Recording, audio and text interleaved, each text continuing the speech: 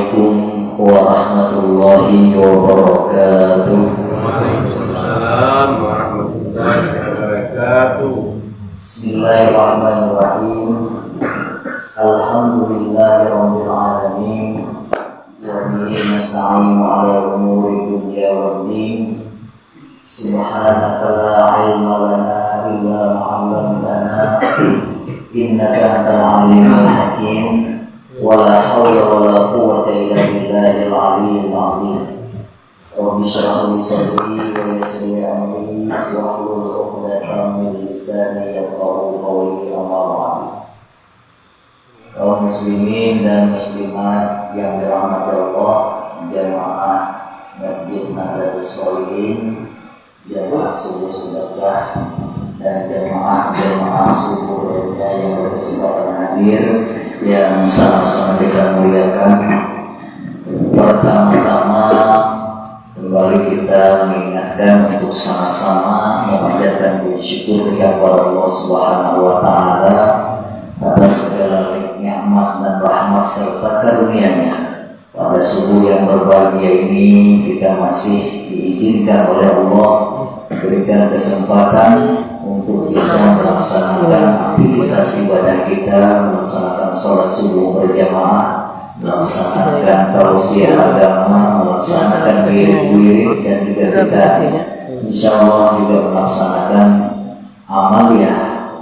maliyah, yaitu sumbangan atau santunan kepada anak yatim, yang semuanya itu perlu sekali kita syukuri dan kita sadari bahwa atas dasar pertolongan, kudrat dan iradat Allah Subhanahu wa taala jualah kita bisa melaksanakan hal-hal tersebut.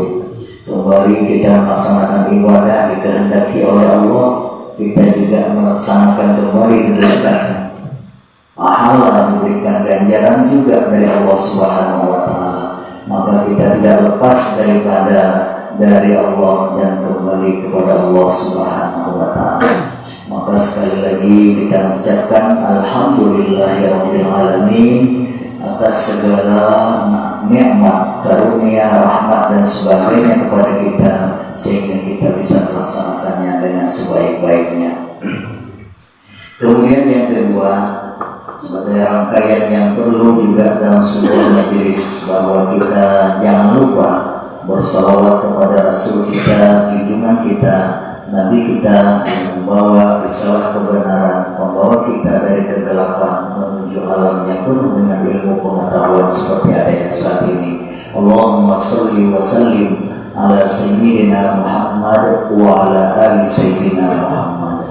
Satu majelis, satu acara kosong melompong daripada nilai-nilai ibadah jika tidak di dalamnya disebutkan salawat kepada baginda Rasulullah sallallahu alaihi wasallam. Alhamdulillah kita bisa bersalawat kepada Rasulullah, di mana amal tersebut adalah satu amal yang tidak tertolak pahala dan ganjarannya oleh Allah Subhanahu wa taala. Kaum muslimin dan muslimat yang dirahmati Allah, dari sebuah hadis Nabi sallallahu alaihi wasallam mengingatkan kita pada subuh yang berbahagia ini, salah seorang sahabat Rasulullah sallallahu alaihi wasallam yang bernama Abu Dzar radhiyallahu anhu, beliau berkata, "Anan nasa min ashabi Rasulillah sallallahu alaihi wasallam qalu." Sesungguhnya kata beliau, di antara manusia pada waktu itu, di antara sahabat-sahabat Nabi Sallallahu Alaihi Wasallam ada yang berkata, apa kata para sahabat itu? Ya Rasulullah, li Nabi Sallallahu Alaihi Wasallam, ya Rasulullah, hai Rasulullah, zahaba ahlud dusur bil ujuri yusalluna kama yusalli. Melaksanakan orang-orang yang kaya di antara kami itu dengan segala ibadah yang kami melaksanakannya. Kami sholat, kata beliau, orang-orang yang kaya harta juga bisa sholat. Yusalluna kama yusalli. Mereka juga sholat sebagaimana kami sholat. Wa yasumuna kama yasumu. kama nasumu, dan mereka juga puasa seperti kami bisa berpuasa. Kami berpuasa, mereka juga puasa. Artinya ada bahasa dari para sahabat ini, kami yang kurang beruntung dari sisi harta, artinya tidak bisa bersaing dengan orang yang memiliki harta. Karena ketika kami sholat, mereka juga bisa sholat, kata para sahabat. Kami puasa, mereka juga bisa puasa. Ya tasaddaquna bi fuduli malihim, tapi mereka ada kelebihan. Mereka bisa bersedekah dengan karunia harta mereka yang lebih. Nah, ini bahasa iri barangkali dari para sahabat itu. Jadi bahasa iri ini bagus nih Bu ya. Kalau iri itu masih bagus. Ada yang ingin ditiru, ada yang ingin diperbaiki dalam hal kita beribadah, melihat orang lain bisa melaksanakan. Yang tidak baik itu adalah dengki. Ada dua macam, ada iri, ada dengki. Kalau iri itu masih ingin mengikuti atau melaksanakan apa yang dilaksanakan orang dalam hal kebaikan. Ada keinginan untuk mengikuti dan menurut. Tapi kalau dengki pada dasarnya itu adalah mencita-cita nikmat yang dimiliki orang lain agar hilang. Ini yang dengkinya berbahaya, hasad namanya. Maka kata Rasulullah SAW, al-hasadu ta'kulul hasanat kama ta'kulun nar al-qatar. Dengki itu akan memakan nanti segala amal ibadah yang telah dilaksanakan, seperti api yang membakar kayu. Kalau sudah api membakar kayu, kayu itu tidak ada harga apa-apa lagi, hanya jadi debu, hanya jadi arang. Nah, maka dalam hal ini hindarilah yang namanya dengki. Dengki itu adalah mencita-cita agar nikmat yang dimiliki orang jauh daripada orang tersebut. Dengki ini pada dasarnya sesuatu yang mengatakan dirinya tidak percaya bahwa nikmat itu sudah ditentukan oleh Allah Subhanahu wa taala. Jadi orang yang bersifat dengki itu dia tidak yakin bahwa takdir Allah itu sudah digariskan oleh Allah kepada masing-masing orang. Pada dasarnya itu, berarti dengki itu membawa sifat kepada kurangnya iman. Kurang iman tentang harta, kurang iman tentang ilmu dan sebagainya. Jadi bisa saja dengki itu kepada yang berilmu, bisa kepada orang yang lebih dari bidang hartanya ada. Maka dalam hal ini sebagaimana dijelaskan Rasulullah, sifat ini harus ditiadakan dalam kehidupan kita. Maka biasanya yang dengki itu adalah yang selepel, Pak Ulah. Kalau yang tidak selepel dia tak mau. Orang yang pegawai akan dengki kepada sesama pegawai. Orang yang berilmu akan dengki kepada sesama orang yang berilmu. Orang yang kaya sama-sama kepada orang yang kaya. Tidak bisa pegawai dengki kepada petani, itu ada maunya. Pedagang kepada petani tidak mau. Yang selepel pekerjaannya. Nah, maka dalam hal ini sahabat Rasulullah SAW ini bukan dengki kepada orang yang lebih hartanya, tetapi mereka iri. Kata beliau, sahabat-sahabat itu, kami ini bisa sembahyang, tapi mereka sembahyang juga. Kami bisa puasa, tapi mereka juga bisa puasa, tapi kami tidak bisa menyaingi mereka dengan kelebihan harta mereka. Lalu kata Rasulullah SAW menghibur kepada para sahabat yang hartanya lebih kurang beruntung dalam hal harta. Apa kata beliau? Awalaysa qad ja'alallahu lakum ma yatasaddaqun. Adakah kalian tidak tahu bahwa segala sesuatu itu ada nilai sedekahnya? Ada nilai sedekah yang kalian lakukan itu ada nilai sedekahnya. Salah satunya diantaranya wa kullu tahmidatin sadaqah. Tiap-tiap ucapan alhamdulillah, alhamdulillah, alhamdulillah yang kita wiridkan setiap selesai sholat 5 waktu yang berjumlah salasun wa salasun 33 itu sebenarnya nilainya bersedekah bagi orang yang kurang memiliki harta. Ini sesuai nih. Jadi kalau begitu yang kurang memiliki harta atau yang memang tidak mau mengeluarkan harta Makanya ini imbang-imbang dengan orang sedekah duit. Jadi artinya ada sesuatu yang bisa menyaingi orang yang bersedekah duit. Nah, jadi sesuai pula yang kurang duitnya, yang dalam sisi harta kurang, ataupun yang memang tidak mau bersedekah dengan uang. Nah, ini bagus nih banyak bertasbih ya. Subhanallah, subhanallah, subhanallah. Artinya itu menyamai saja.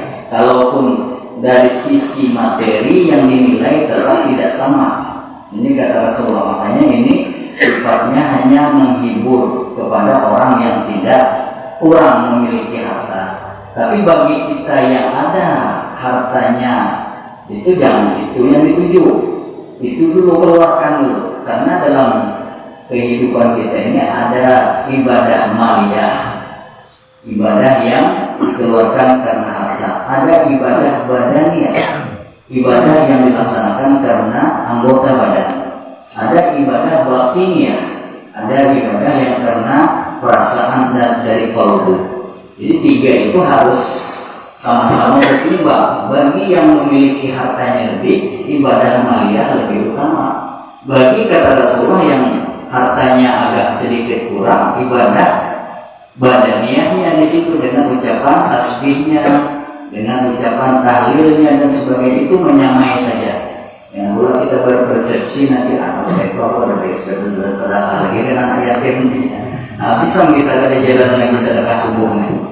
Nah, ini beda ini Rasulullah hanya menghibur Pak ya. Kita harus letakkan, makanya kita yang memiliki harta lebih itu lebih utama dulu. Lebih utama dulu. Karena masalah badannya ini semua orang bisa, asal dia bisa melaksanakan lidahnya untuk bertasbih, tentu bisa aja. Tapi ibadah maliyah kalau tidak ada kelebihan harta, bisa. Nah itu yang pertama. Wa kulli tahlilatin, kata Rasulullah, tiap-tiap tahlil la ilaha illallah itu juga sedekah nilainya.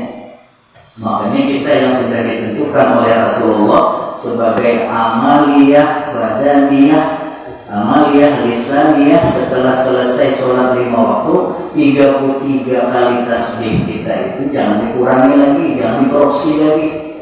Kita sekali menarik tasbih 3 biji tasbih sekali tarik.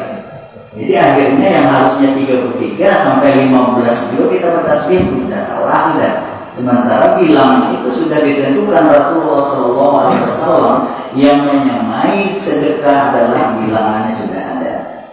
Jadi kita jangan korupsi lagi Pak Lurah, anggap belelecu aja berzikir itu atau bertasbih itu jangan. Seadanya saja subhanallah, subhanallah sampai bilangan 33 ya alhamdulillah, alhamdulillah. Karena ini menunjukkan adanya perimbangan antara orang yang bersedekah harta dengan kita yang tidak bisa bersedekah lebih daripada harta kita. Kemudian wa kulli tahlilatin sadaqah. Tiap-tiap tahlil juga sedekah, tahmid sedekah, tasbih sedekah, alhamdulillah semuanya bernilai sedekah di sisi Allah Subhanahu wa taala. Wa nahyi 'anil munkar sadaqatun. Wa ya'muruna 'amrin bil ma'ruf sadaqatun wa nahyi 'anil munkar sadaqah. Menyuruh kepada yang ma'ruf itu juga sedekah. Mencegah daripada yang mungkar itu juga sedekah. Jadi dalam hal ini membawa kawan ini subuh Jumat, kita juga lalu keliling gitu kan. Itu bagian daripada sedekah. Amrun bil ma'ruf, mengajak kepada kebaikan. Jadi satu-satu kita di antara sahabat-sahabat kita ini diajak, yang belum tahu dibawahi. Itu termasuk sedekah. Wa nahyu 'anil munkar, yang kedua mencegah daripada kemungkaran juga sedekah. Maka dalam hal ini Rasulullah SAW mengatakan ada 3 tingkatan kalau mencegah kemungkaran ini. Tidak sama Pak Bu ya. Artinya ada tingkatan masing-masing. Iza ra'aitumul munkara, kata Rasulullah dalam hadis yang lain, falyughayyirhu biyadihi. Pertama, tingkatan orang yang keras, yang kuat, yang memiliki kekuasaan, apabila melihat sebuah kemungkaran, rubah dengan tangan, dengan kekuasaan. Jadi ini bagiannya orang yang memiliki kekuasaan. Ada melihat sebuah kemungkaran, kita yang rakyat jelata, masyarakat awam ini jangan langsung main tangan, karena ini berakibat fatal mungkin bagi kita. Maka ini adalah bagiannya pemerintah, bagiannya orang yang memiliki kekuasaan. kekuasaan, merubah sebuah kemungkaran dengan tangannya, dengan kekuasaan itu adalah golongan yang memiliki kekuasaan. Fa'ilam, maka jika tidak bisa dengan tangan, fabilisani, itu golongan yang kedua, merubah kemungkaran dengan lidah. Ini tugasnya ulama. Kalau ulama sudah menyampaikan ini kada boleh, ini kada baik, jangan pula disalahkan ulamanya, karena itu memang sudah tugasnya di situ. Artinya apa? Kalau mau terima ya alhamdulillah, kalau tidak ya sampai di situ lah. Karena memang sudah bagian di situ. Jadi itu resiko menjadi seorang ulama menyampaikan sebuah kebaikan, lalu orang protes dan bahkan marah, mungkin sampai menyakiti, itulah resikonya. Di tingkatan disitulah kemampuannya seorang ulama, karena dia tidak bisa naik level kepada yang merubah dengan tangan dan kekuasaan. Apabila juga tidak mampu dengan lidah, kita masyarakat biasa babi kolbi, cukup dengan hati yang tidak suka. Wahuwa atau aful iman, yang sedemikian itu paling lemah iman sudah. Yang hanya hati tidak suka melihat sebuah kemungkaran, itu perjudian gitu ya. Hati tidak suka, jadi kita orang awam itu. Jangan sampai kita mau ikut level yang teratas, kita masyarakat biasa lalu merubah dengan kekuasaan, dengan tangan. Ini akhirnya bakal ikut pula dengan ulama menyampaikan, kita mungkin juga akan dicela, kamu siapa?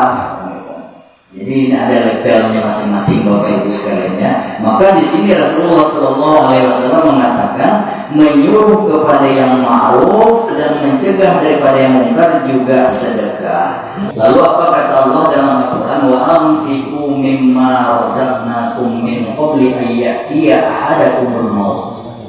Nafkahkanlah, infakkanlah hai orang-orang yang kaya, sebahagian saja, bukan semua, sebahagian saja daripada harta-harta yang kami berikan kepadamu. Allah meminta sebagian, bukan banyak. Sebelum apa? Qabla ayat dia ahadakumul maut. Nanti kalau sudah roh itu di kerongkongan, di gorgor sini, itu akan terjadi penyesalan. Maksudnya Pak, orang yang kaya itu diperlihatkan betapa besar pahala ganjaran dari Allah ketika orang itu bersedekah. Nah, kayak film dibuka Pak Ibu lah, dibuka lagi kayak film. Nah, orang yang hendak sakaratul maut itu semua dibukakan. Ini surga, ini neraka, inilah yang akan kamu masuki nanti gara-gara kamu bersedekah ini. Nah, sebenarnya lalu terjadi penyesalan. Kenapa penyesalan? Kenapa sedikit? Karena banyak. Itu penyesalan orang yang bersedekah ketika akan sakaratul maut. Padahal sudah banyak hitungan, cuma masih merasa kurang. Kenapa? Di mana tahu kurangnya? Ketika sakaratul maut. Nah, ini sudah terlambat. Tinggal lagi berbulik, sedikit cuma lagi, tinggal 1-2 detik lagi habis. Tapi Allah perlihatkan, wah ini nah, kalau aku kemarin bersedekah yang lebih banyak, nah ini dapat. Itu timbul penyesalan Allah. Kenapa sedikitannya? Kenapa ada semuaan? Kenapa hanya ini saja? Itu penyesalan itu maka diperingatkan oleh Allah Subhanahu wa Ta'ala jauh-jauh hari ketika kita masih sehat, ketika kita masih banyak memiliki harta. Baca ayat itu Bapak ya. Baca betul-betul dan resapi ayat-ayat tersebut. Qabla ayyatiya ahadakumul maut, sebelum datang kepada kalian kematian. Laula akhartani ila ajalin qarib. Ya Allah, andai kata Engkau berikan aku lagi lambatkan satu umat jadi ya. Sebelum ajal ini datang, fa asaddaqo, aku akan menjadi orang yang lebih banyak bersedekah. Wa aku minas sholihin, dan aku akan menjadi orang-orang yang soleh. Bapak Ibu sekalian yang saya muliakan, terima kasih atas segala perhatian dan mohon maaf atas segala kekurangan. Usikum wa nafsi bi taqwallah. Wassalamualaikum warahmatullahi wabarakatuh. Waalaikumsalam.